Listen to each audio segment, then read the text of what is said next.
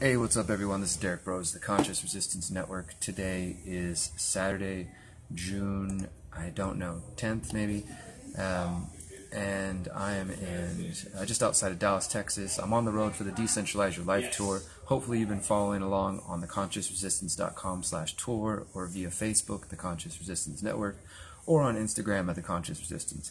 But I wanted to check in real quick today for a special update video that is related to a subject that is near and dear to my heart, the Dakota Access Pipeline, which many of you may know that I've went to Standing Rock 3 times and I wrote dozens and dozens of articles. I released a 12-minute compilation video and several other videos, and I also have tons of other video and pictures that I've never released, which I probably will release now because they seem to be very relevant to this news story.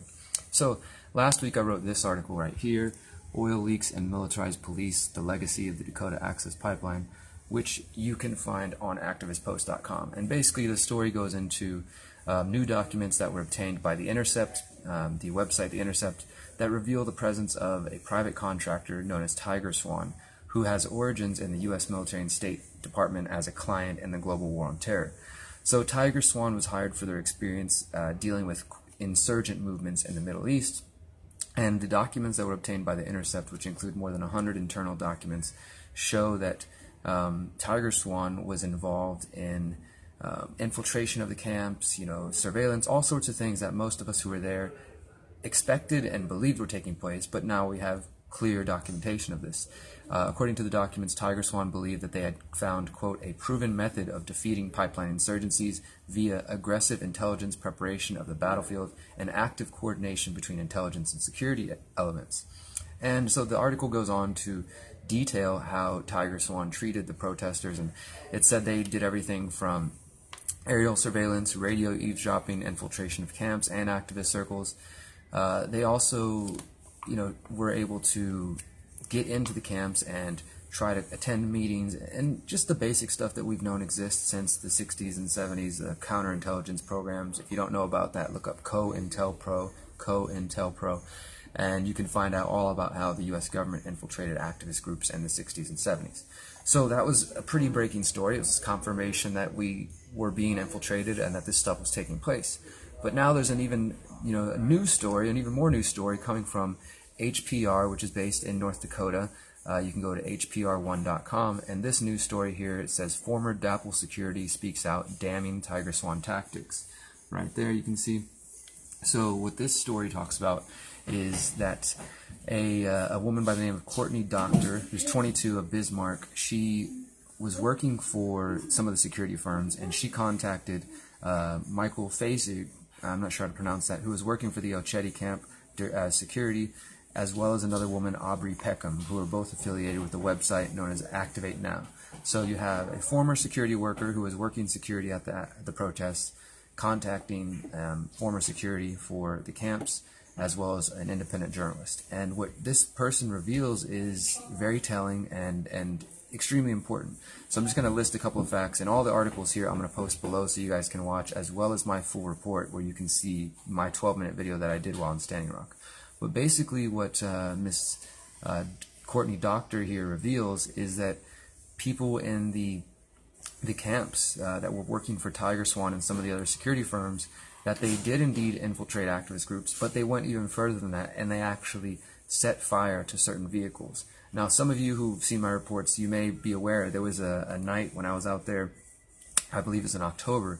It was whenever we had the treaty camp, and the camps were gone. They'd gone further than they ever had before. The cops kept coming in saying, we need you to move this back, we need you to move this back. And this is the day when everybody got pushed further back. This is the day I was tased and pepper sprayed, along with many other people, and they brought out the LRAD sound cannons.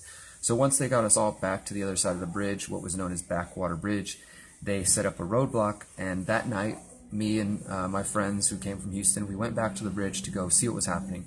And if you remember my reporting, I was saying that it was a totally different environment. There was no prayers going on. There was people, cussing at the elders and saying, forget your prayer, we tried that, now we're going to try our way, by any means necessary.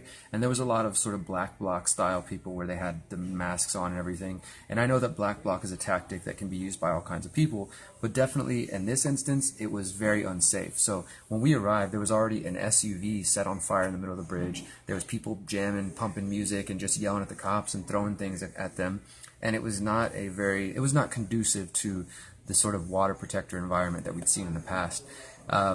And so I chose to get off the bridge because at one point, people were sort of threatening me. So I got off the bridge, I went down to the side with a friend, and we stayed there all night till about 3 in the morning filming from the side of the bridge. And I have tons of video of this. My report that you're going to see in the links below, it only shows a short clip, but I have so much more footage of this in pictures.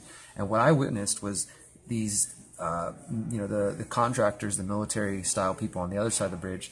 After a while, they parked their Humvee military-style vehicles next to each other on the edge of the bridge, and then one by one, they all left.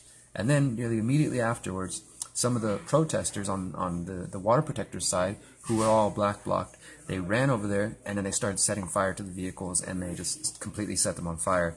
And I went back onto the bridge to film a little bit closer, and I did get some video, but I was also threatened. They kept telling me to turn off my camera and to stop filming them arguing amongst each other, because there were some who were like, why are we doing this? This isn't helping. And there were others who were just very antagonistic. So I filmed that, and they threatened to basically, they surrounded me and were like, stop filming, stop filming. So I chose to leave the bridge because it felt very unsafe. And I reported at the time that I believed that this was a setup. Now in this new interview, Miss Courtney Doctor is revealing that this is in fact the case. Now she's saying here, she says, after the treaty camp was cleared on October 27th, Tiger Swan mercenaries set fire to the 5-ton trucks on the bridge. She said Tiger Swan sent people out at night to light equipment on fire. John Porter was sent to set equipment on fire overnight. He did it solo, he had backup, he had drone coverage, but they set their own equipment on fire. And, it goes on from there. So I'm going to leave you guys the links, but this is exactly what I was telling you was taking place. And I just wanted to stop to take a moment. I know that the pipeline has been built now. There's been a couple of leaks already, and it's nearing completion and ready to be operational. But it's important for us to recognize that when we have resistance movements, whether they're against pipeline or against the state in general, they will do anything they can to stop our movements and to infiltrate, to divide, and to conquer. And this includes setting their own vehicles on fire to paint us in a bad light so that the next day they can report, oh, these water protectors are terrorists and they set vehicles on fire and we need to stop them, yada, yada, yada. It's important to remember that. So I hope you will take the time to look further into this matter and spread this report far and wide. And I probably will, once I get back home, go through all my footage and release even more that shows the vehicles being set on fire.